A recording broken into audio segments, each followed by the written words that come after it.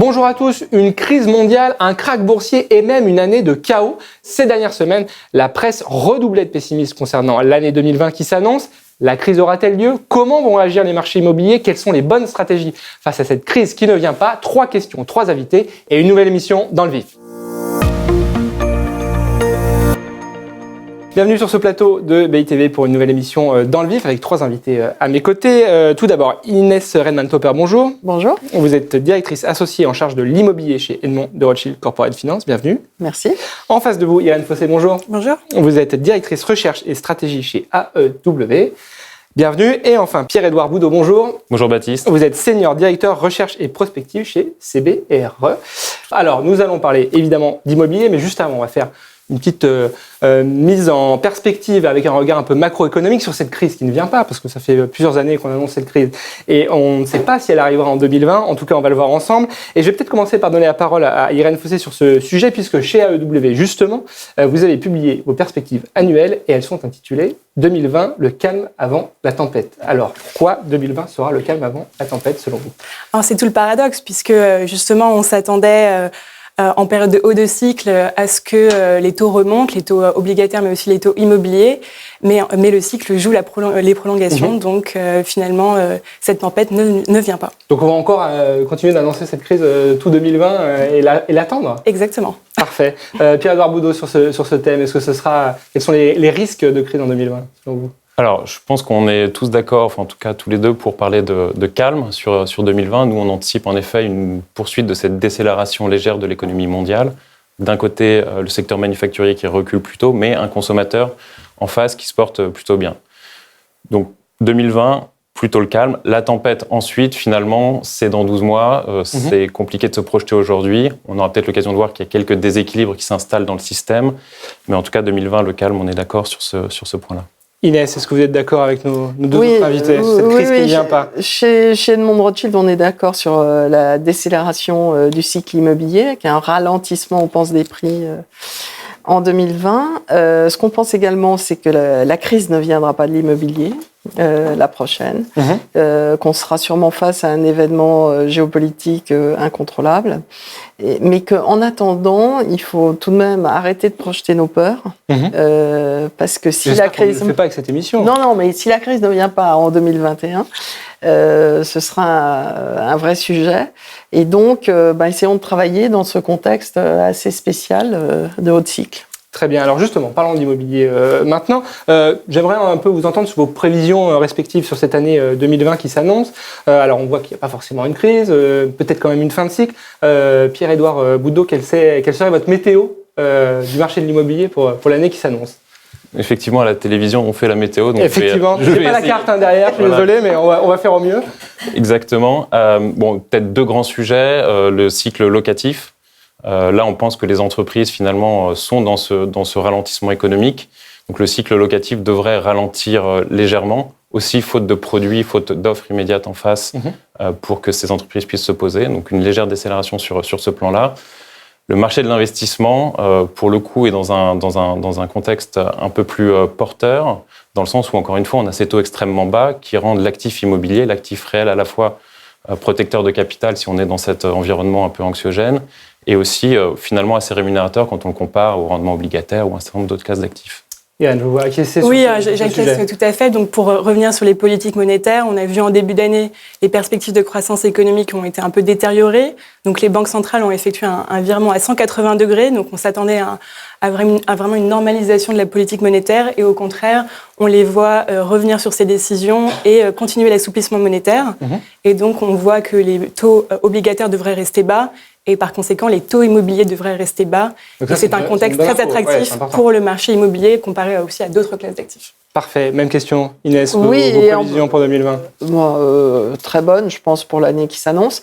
Une collecte aussi qui est record, puisque l'allocation vers les actifs immobiliers progresse partout dans le monde, chez tous les grands collecteurs, les grandes compagnies d'assurance, etc. Il faut bien placer cet argent, ce qui peut d'ailleurs avoir un rôle spéculatif, cette masse d'argent qui cherche à s'investir, mais de toute façon, il faut lui répondre. Ouais. Et ce que je veux dire aussi, c'est que l'investissement immobilier reste, comme le disent les anglo-saxons, le plus tangible asset.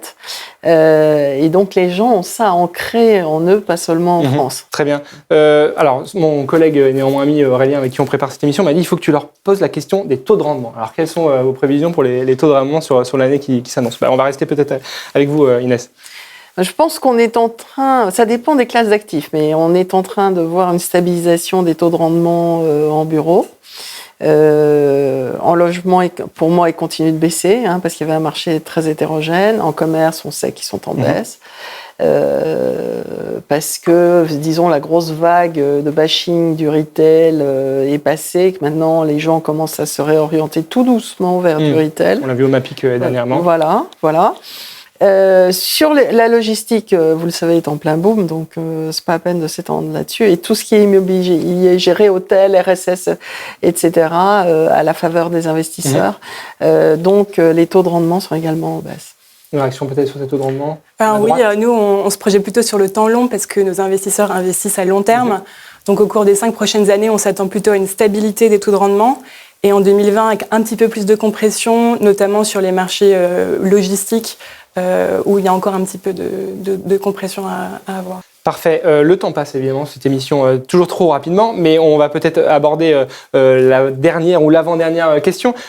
Face à ce contexte de crise qui ne vient pas, de calme avant la tempête, quelles seraient peut-être les bonnes stratégies à conseiller aux investisseurs qui veulent se lancer sur ces conseils?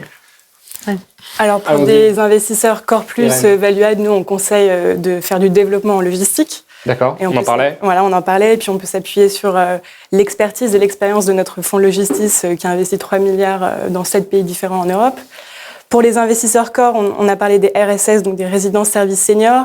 Nous, on considère que celles qui sont non médicalisées offrent vraiment de très belles opportunités pour les investisseurs puisqu'on a la stabilité du résidentiel, mais aussi des beaux longs avec un exploitant unique et des taux plus attractifs que dans le résidentiel classique. Très bien. Inès, vos conseils aux investisseurs? Disons que nous, nos investisseurs, ils sont en plein questionnement.